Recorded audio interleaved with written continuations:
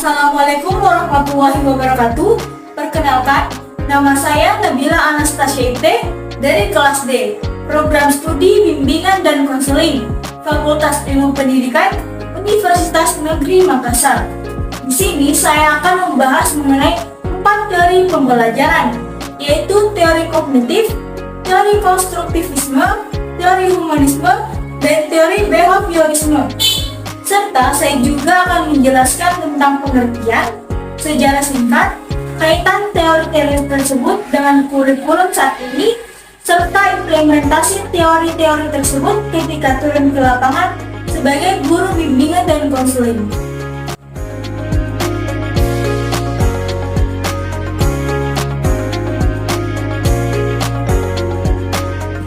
Yang pertama, teori kognitif. Teori ini menekankan pemahaman tentang bagaimana pikiran manusia memproses informasi dan bagaimana proses ini memengaruhi pembelajaran. Fokus pada teori ini seperti persepsi, ingatan, dan pemecahan masalah. Yang kedua, teori konstruktivisme. Teori ini berpendapat bahwa pembelajaran adalah proses aktif di mana individu membangun pemahaman baru berdasarkan pengalaman dan pengetahuan sebelumnya. Individu membangun makna melalui refleksi pada pengalaman mereka sendiri. 3. Teori humanisme. Teori ini menempatkan individu sebagai pusat dari pembelajaran. Humanisme menekankan pentingnya penghargaan terhadap individu, pertumbuhan pribadi, dan pencapaian potensi penuh manusia. Pembelajaran dipandang sebagai upaya untuk memenuhi kebutuhan dan aspirasi individu. Keempat, teori behaviorisme. Teori ini menekankan peran perilaku yang teramati dan pengaruh lingkungan dalam pembelajaran.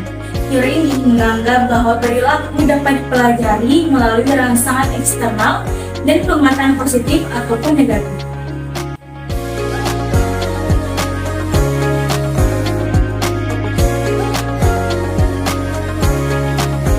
Yang pertama, teori behaviorisme. Awal mula teori ini dapat ditelusuri ke pemikiran Ivan Pavlov tentang conditioning klasik pada awal abad ke-20 yang kemudian dikembangkan lebih lanjut oleh John B. Watson. B.F. Skinner memperluas konsep ini dengan teori tentang penguatan dan hukuman dalam pembelajaran. Skinner menekankan pentingnya lingkungan eksternal dalam membentuk perilaku manusia. Kedua, teori kognitif. Perkembangan teori ini dimulai dengan kritik terhadap teori behaviorisme, khususnya dalam hal ketidakmampuannya menjelaskan proses mental yang kompleks. Jean Piaget, seorang psikologi asal Swiss, menyumbangkan ide-ide tentang bagaimana anak-anak membangun pengetahuan mereka sendiri melalui interaksi dengan lingkungan fisik dan sosial mereka. Lev Vygotsky, seorang psikologis asal Rusia, mengemukakan konsep zona proksimal pembangunan yang menunjukkan bahwa pembelajaran terjadi melalui kolaborasi dan interaksi sosial. Ketiga, teori konstruktivisme. Teori ini menjadi populer pada tahun 1970-an dan 1980-an sebagai tanggapan terhadap kurangnya perhatian konstruksi pengetahuan oleh individu dalam teori-teori sebelumnya. Jerome Bruner adalah salah satu tokoh utama dalam perkembangan teori ini dengan menekankan pentingnya penyelesaian pengajaran dengan tahap-tahap perkembangan kognitif pada anak. Keempat, teori humanisme. Teori ini muncul sebagai reaksi terhadap pendekatan teori-teori sebelumnya yang terlalu mekanistik dan kurang memperhatikan dimensi manusia ini. Abraham Maslow mengembangkan hierarchy of needs atau piramida kebutuhan yang menyatakan bahwa manusia memiliki kebutuhan hierarki yang harus dipenuhi untuk mencapai potensial penuh mereka. Carl Rogers, seorang psikoterapi, menekankan pada pentingnya hubungan antar pribadi dan pengalaman subjektif dalam pertumbuhan pribadi dan pembelajaran.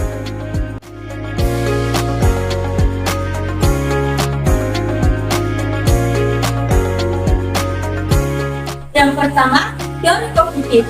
Kurikulum saat ini seringkali mencakup strategi pembelajaran yang didasarkan pada teori ini, yang dimana menekankan pemahaman, pengolahan informasi, dan pengembangan keterampilan berpikir tingkat tinggi. Ini bisa tercermin dalam penekanan pada penguasaan konsep-konsep kritis, penggunaan metode diskusi, dan pemecahan masalah. Kedua, teori konstruktivisme. Kurikulum saat ini juga sering mencerminkan pendekatan pada teori ini, yang menempatkan siswa sebagai pembangun pengetahuan mereka sendiri melalui interaksi dengan materi pelajaran. Ini bisa tercermin dalam pembangunan proyek berbasis masalah, pembelajaran berbasis proyek, atau model pembelajaran berbasis masalah, yang dimana mendorong siswa untuk mengkonstruksi pemahaman mereka sendiri. Ketiga, teori humanisme.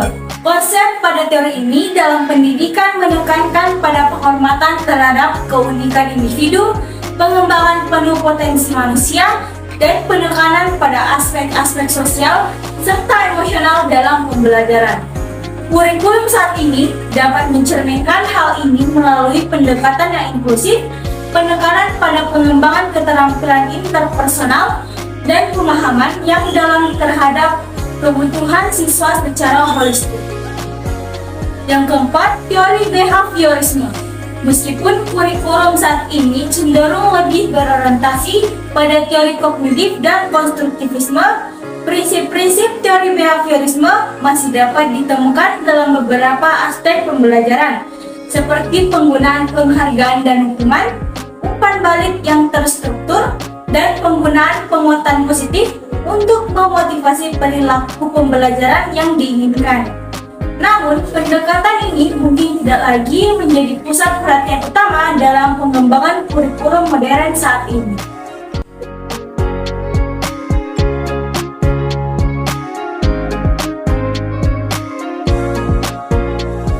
Yang pertama, teori kognitif. Fokus pada pemahaman bagaimana siswa memproses informasi. Kita bisa menggunakan strategi seperti pemberian contoh konkret, membangun skema, dan penggunaan metakognisi untuk membantu siswa mengembangkan pemahaman yang lebih dalam tentang masalah yang mereka hadapi. Yang kedua, teori konstruktivisme. Dorong siswa untuk membangun pengetahuan mereka sendiri melalui pengalaman langsung dan refleksi.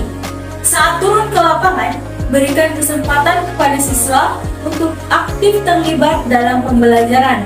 Misalnya dengan meminta mereka untuk membuat jurnal refleksi tentang pengalaman mereka sendiri. Ketiga, teori humanisme. Berfokus pada kebutuhan individu siswa dan pengembangan penuh potensi mereka. Ketika turun ke lapangan, luangkan waktu untuk mendengarkan dan memahami perasaan serta kebutuhan siswa. Dorong kepercayaan diri dan penerimaan diri melalui dukungan emosional dan penekanan pada pertumbuhan pribadi.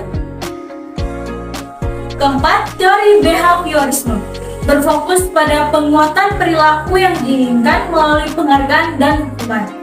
Saat turun ke lapangan, gunakan penguatan positif seperti pujian dan pengakuan untuk menguatkan perilaku positif, serta memberikan umpan balik yang jelas dan konsisten untuk membantu siswa memahami konsekuensi dari perilaku mereka. Itulah tadi penjelasan dari saya mengenai 4 teori pembelajaran. Kurang dan lebihnya mohon dimaafkan. Sekian dan terima kasih. Wassalamualaikum warahmatullahi wabarakatuh.